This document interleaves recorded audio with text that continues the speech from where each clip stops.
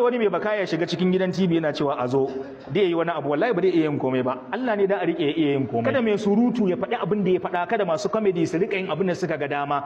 In kuka shiga kuna istihza'i da abin sai Allah ya bar ku da wayon. Ko zai shigo sai kun jikkata kun wahala. Amma kaga Annabi Musa shi da tawagan mutanensa Allah bai bari an zunguri ko kwaya ɗaya ba. A da cewa kayan zungura kan an taho da shi. Kowa mugunta yafi kowa ke ta Fir'auna kuma ya taho zai yi mugunta. Allah bai bashi ya tsangame ko mutum ɗaya ba. Me yasa? Kalmar su ta farko inna ma iya rabbi sayahdi.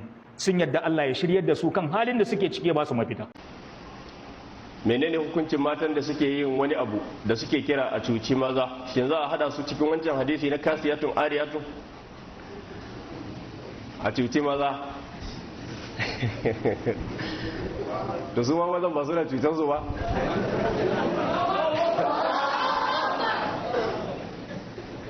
Ba za a sa ta a ciki ba. Yawwa, ba za a sa ta a ciki ba.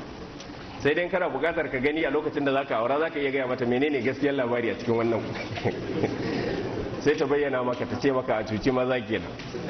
Allah ya sa mu dace.